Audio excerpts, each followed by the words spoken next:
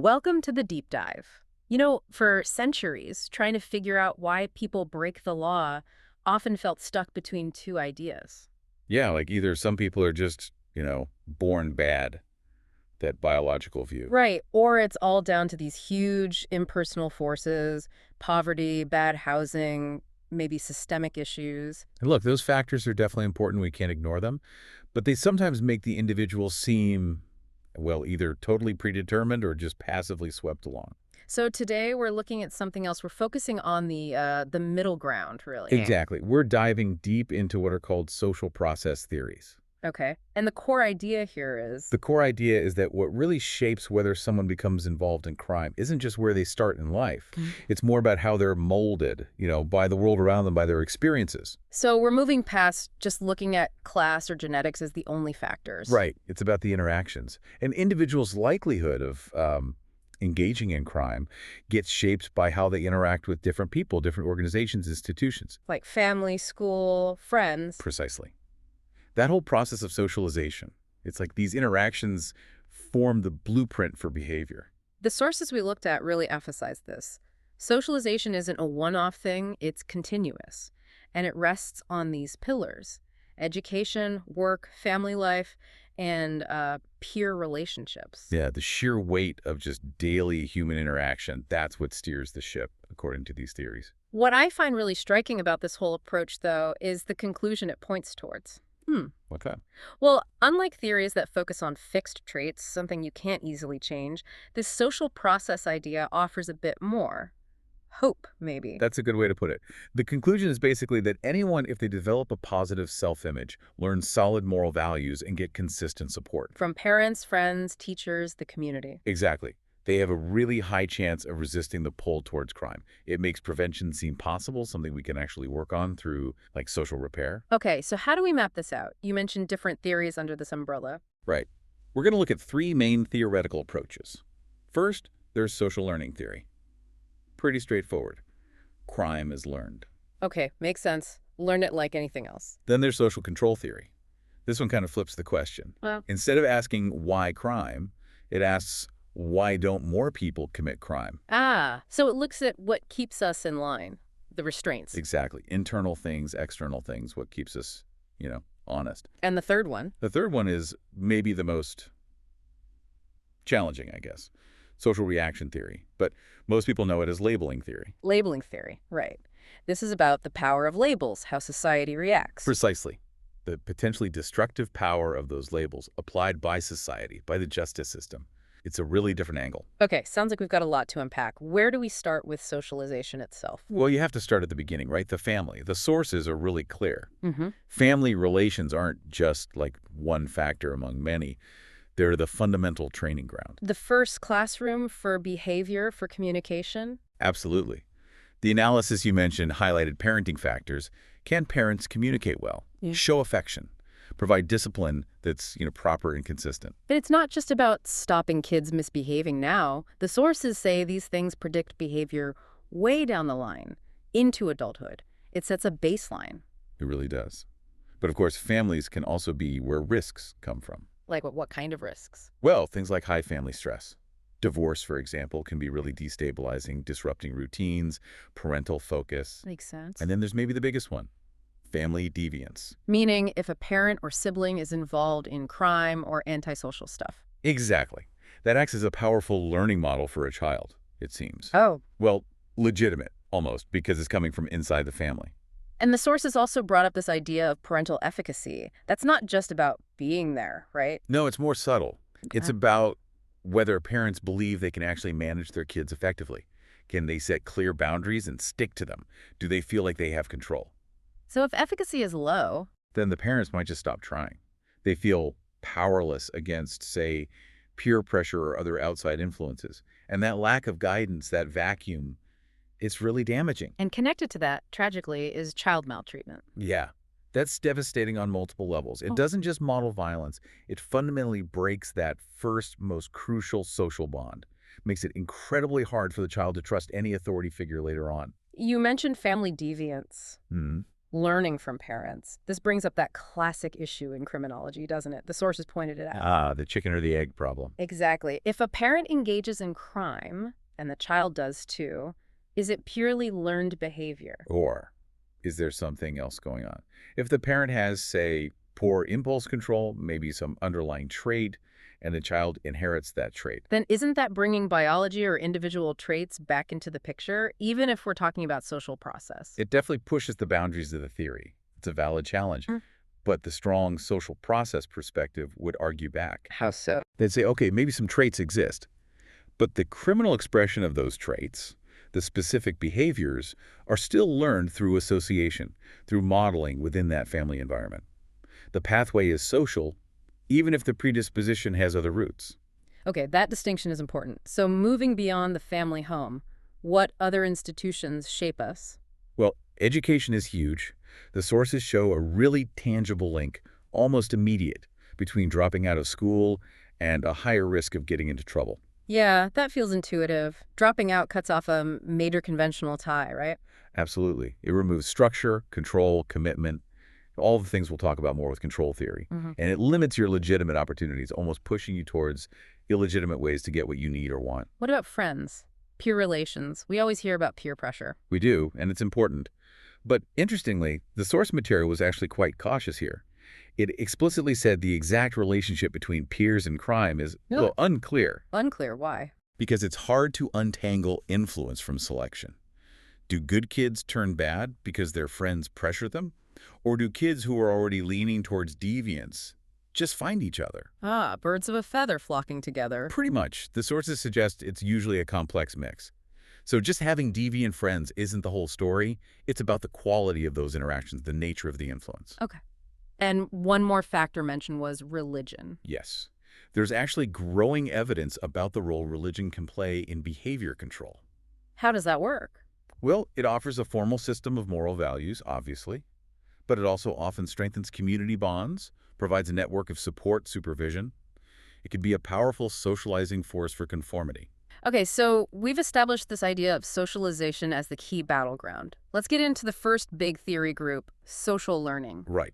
Social learning theory. The basic idea is crime is learned. Simple as that. Like learning a trade or a language. Pretty much.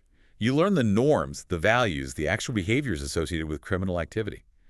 And crucially, this learning tends to happen most powerfully during adolescence, from people you're close to, friends, family. And the foundational theory here is Sutherland's Differential Association theory. Edwin Sutherland, yes. What's really ambitious about his theory, as the sources note, is that he tried to make it explain all kinds of crime. Street crime, white-collar crime, everything. How did he do that? He laid out some principles, right? 9 of them. We should probably unpack the key ones. Go for it. Okay. First principle.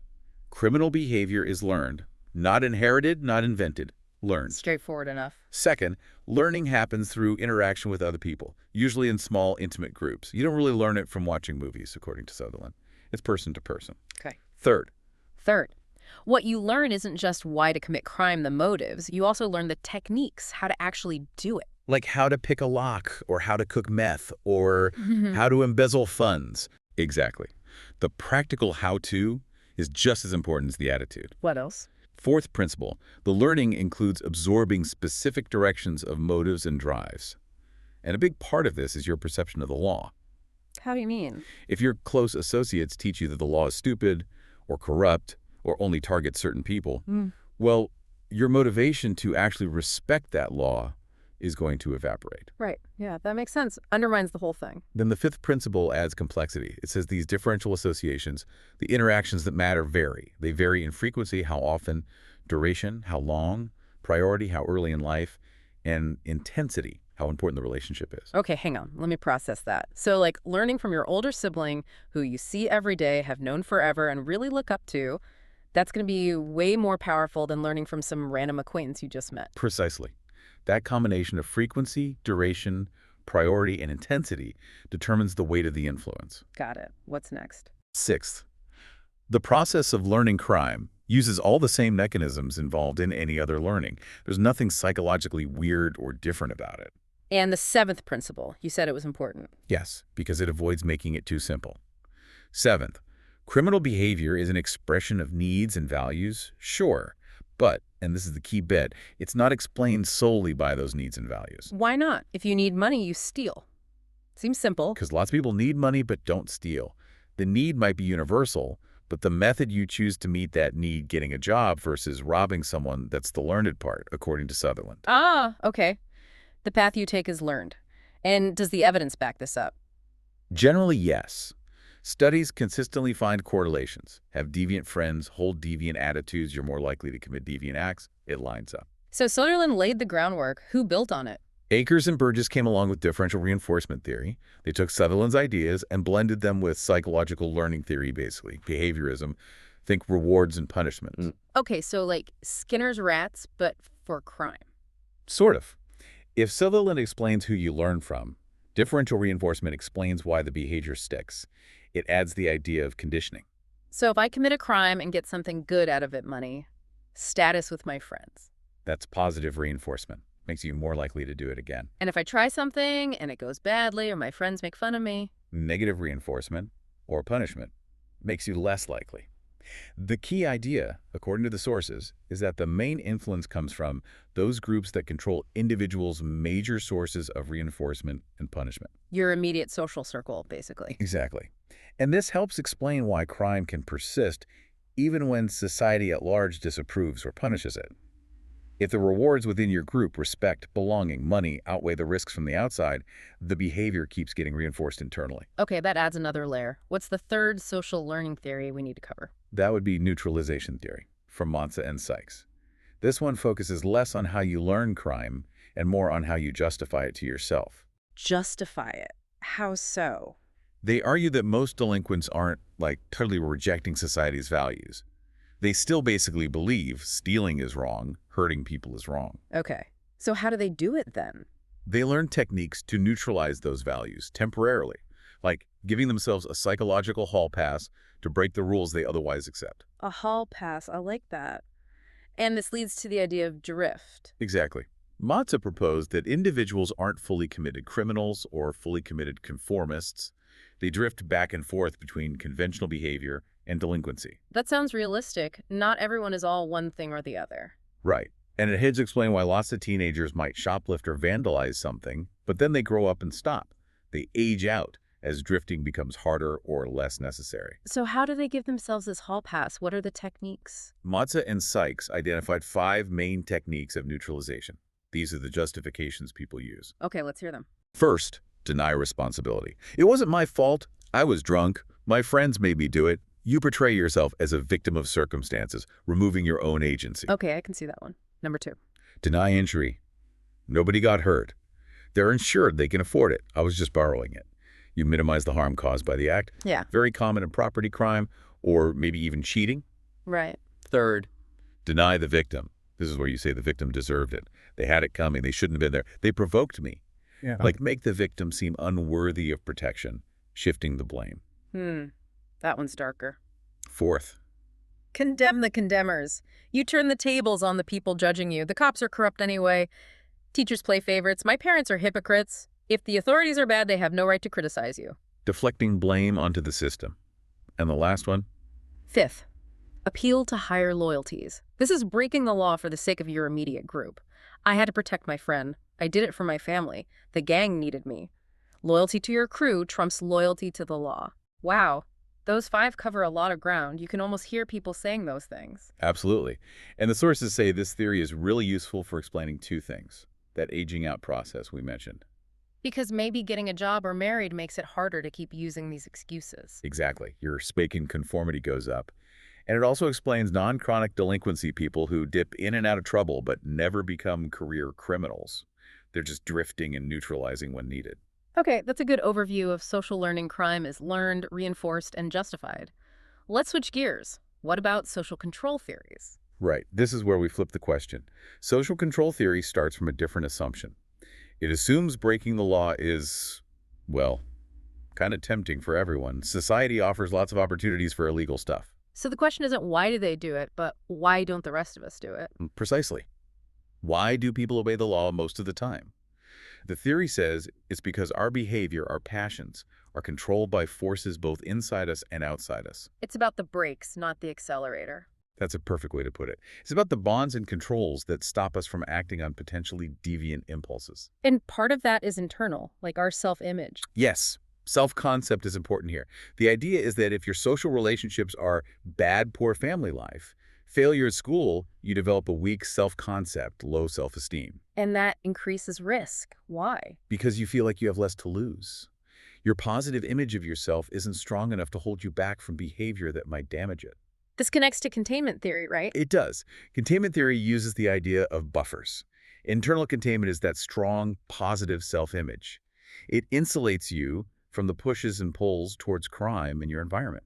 You contain yourself because you value yourself. And external containment. That's the stuff outside community supervision, strong social norms, clear rules, belonging to groups that uphold conventional values. Society building walls around you, in a sense. But the really big theory in this area is Hershey's, isn't it? Social bond theory. Travis Hershey, yes. Absolutely seminal work. His theory directly links crime to the weakening or breaking of the ties that bind people to society. So strong ties mean conformity, weak ties mean potential trouble. That's the core idea. If your bonds to conventional society are strong, you simply have too much to lose by committing crime. When those bonds fray, the calculation changes. And he identified specific types of bonds, 4 of them. Yes, 4 key elements of the social bond. They're all interconnected, but we can look at them one by one. The first is attachment. Attachment, like emotional connection. Exactly. Sensitivity to others. How much do you care about the opinions and feelings of conventional people, parents, teachers, friends, spouse? If you're strongly attached, you won't want to do things that disappoint them or hurt those relationships. That emotional connection controls you. Okay, makes sense. What's the second bond? Commitment. This is the rational investment side of things, sometimes called your stake in conformity. Stake in conformity, like what you stand to lose. Precisely. How much time, energy, and effort have you invested in conventional goals? Getting an education, building a career, buying a house, raising a family. The more you've invested, the higher your commitment. And the less likely you are to risk it all with crime. Right. Crime becomes an irrational choice if it jeopardizes years of hard work. Someone with few job prospects, no educational goals, they have a low commitment, making crime seem like less of a risk, maybe even a rational alternative. Okay, attachment and commitment. What's third? Involvement. This is simpler, more practical. It's about time. How you spend your time. Yeah. If you're heavily involved in legitimate activities, school, homework, sports, clubs, a job, hobbies, you literally have less time and opportunity for delinquency. Idle hands are the devil's workshop. That's exactly the idea behind the involvement bond. Keeps you busy with good stuff. And the fourth and final bond. Belief. This is about whether you accept the legitimacy of society's rules. Do you believe the laws are generally fair and should be obeyed? Do you respect authority figures? So it's about internalizing the moral code. Yes. If you genuinely believe stealing is wrong, that's a powerful internal control. But if you've learned, maybe through differential association, like we discussed, that the rules are unfair or don't apply to you, then that belief, that bond, dissolves. Attachment, commitment, involvement, belief. Hershey argued weakness in any of these increases the risk of deviance. Exactly. They all work together to tie an individual to conventional society. When those ties weaken, the person is freed up to deviate. It's a very influential and testable theory. Okay, that covers the why we conform angle. Now for the third perspective, which you said was quite different. Social reaction or labeling theory. Yes, labeling theory takes a much more critical look at the system itself. It argues that crime isn't just about the individual's behavior, but about how society reacts to that behavior. So the reaction is key. It's central. The theory suggests that criminal careers often get started or cemented because of negative interactions, especially with the justice system, police, courts. How does that work? It's based on symbolic interaction, right? Exactly. Symbolic interaction theory is the foundation. The idea that we communicate and understand the world through symbols, words, gestures, images. And in this context, the big symbol is the label, like delinquent or criminal or felon. Precisely. That label becomes a powerful symbol. And labeling theory makes a pretty radical claim based on this. Which is? It argues that crime and deviance aren't defined by the inherent wrongness of an act.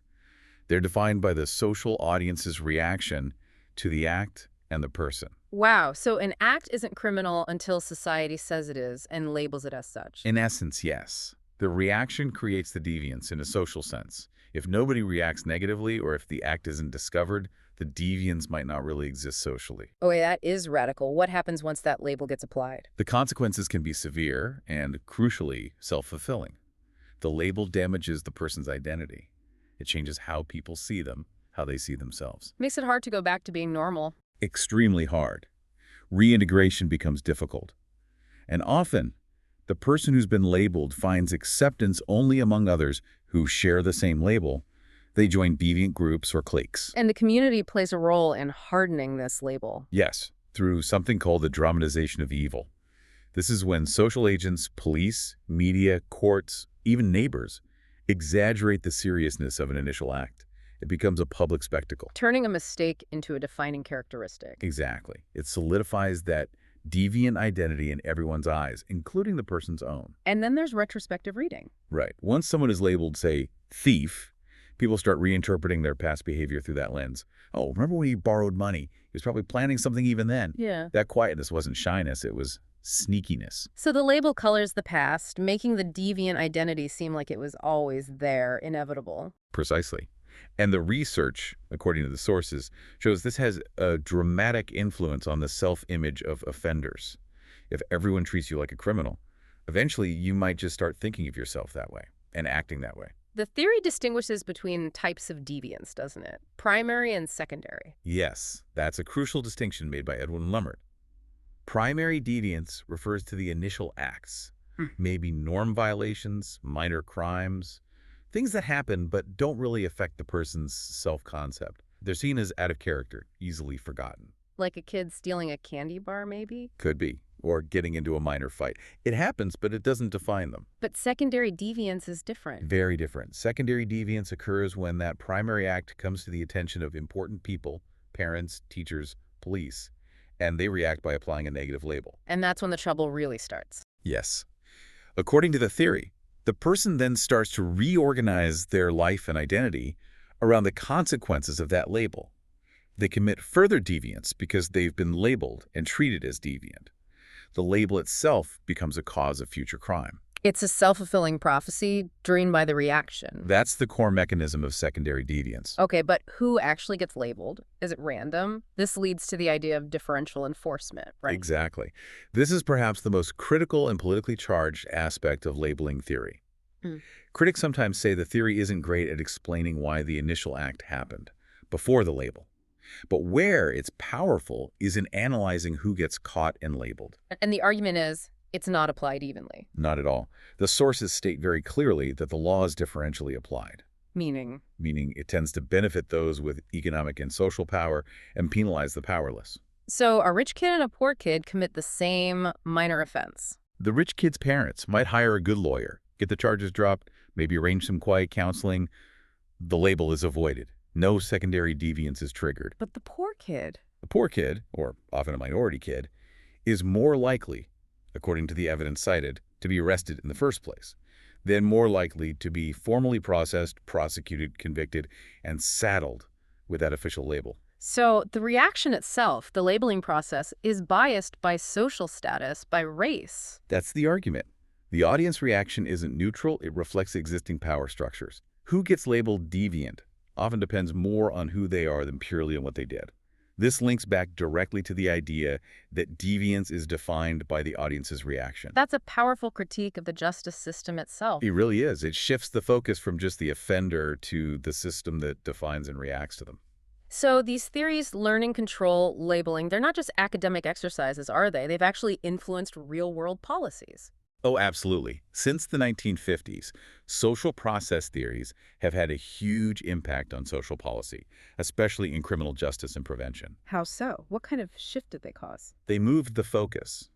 Instead of just punishing the act, which labeling theory suggests might make things worse. By reinforcing the label. Right. The focus shifted towards trying to repair the social bonds that control theory talks about, or addressing the learned behaviors from learning theory. It became more about prevention and reintegration. Can you give some examples of programs based on these ideas? Sure. The sources mention Head Start programs as a great example. Head Start. The early childhood education program, how does that fit? Well, think about it. It's early intervention. It aims to provide quality education, structured socialization, support for parents. Ah, boosting parental efficacy, teaching conventional values, building those early attachments. Exactly. It's trying to build strong social bonds, control theory, and provide positive learning environments, learning theory, right from the start, before problems develop. Okay, that makes sense. What else? Diversion programs. These are a direct response to labeling theory. Diversion. Diverting people away from the formal system. Precisely. Especially for minor first-time offenders, often juveniles. The goal is to avoid applying that official, potentially stigmatizing label of criminal or delinquent. So instead of court and a record. They might get referred to counseling, community service, maybe mediation. The idea is to handle the primary deviance without triggering the potentially harmful cycle of secondary deviance caused by the label. Keeping the label off, basically. That's the explicit aim. Any other examples? Restitution programs are another one. Where the offender has to pay back the victim. Yes, or repair the damage done. This actually touches on all three theories, in a way. How so? Well, making amends reinforces the offender's belief in conventional norms, control theory. It involves them in a legitimate activity, control theory's involvement. And by focusing on repairing harm, it can help reintegrate them into the community, moving past the purely punitive labeling theory. It's about restoring balance rather than just assigning blame. So these theories really have had practical applications. Definitely. They've shaped a lot of thinking about how to respond to crime more effectively, focusing on causes and consequences beyond just punishment. Okay, we've covered a huge amount of ground here. Let's try to synthesize this. We dove deep into these social process theories. Yeah, moving away from just biology or just broad social structure. And focusing on interaction. We started with social learning, the idea that crime is learned, like any other behavior, through association, reinforcement, and justification. Then we flipped it with social control theory, asking why people conform, and finding the answer in the strength of their bonds to society. Attachment, commitment, involvement, and belief. And finally, social reaction or labeling theory, which put the spotlight on society's role, how applying labels, especially differentially, can actually create and solidify criminal careers. Right. 3 different lenses, but all focused on the power of social interaction in shaping behavior. So the big takeaway for you, listening to this, what is it? I think the key lesson is that you really can't understand crime by only looking at the individual in isolation. You absolutely have to consider that complex web they're embedded in. Their support systems, or lack thereof. The environments where they learn behavior, positive or negative. And, crucially, how society itself reacts and defines them. These social processes are constantly at play, influencing who gets drawn into crime and who manages to steer clear or drift away. It's about the architecture of our social lives. Okay, so let's leave our listeners with something to really chew on. A final thought based on all this. Okay. Consider what happens when you combine the insights of labeling theory with differential enforcement. We've heard that the criminal label isn't just about the act, it's heavily influenced by who commits the act with bias based on class and race. Okay, the label is unfairly applied, disproportionately landing on the less powerful. Right. Now think about what happens next. What are the implications of this for all the other institutions in society that rely on someone's past record? You mean like schools, employers, professional licensing boards, anyone who does a background check? Exactly. If those background checks constantly bring up a label that we know was potentially applied unfairly in the first place due to differential enforcement, Then are those institutions just perpetuating the cycle, cementing the effects of secondary deviance that the initial biased labeling might have kicked off? that's the question. If that label follows you forever, effectively blocking access to legitimate commitment and involvement, is society, maybe unintentionally, making genuine reintegration, rebuilding those social bonds almost impossible for certain groups? It forces you to ask, is the system designed to eventually forgive and allow reintegration? Or is it, in practice, designed primarily to remember and enforce the label, potentially forever? A challenging thought to end on. Thanks for joining us on The Deep Dive.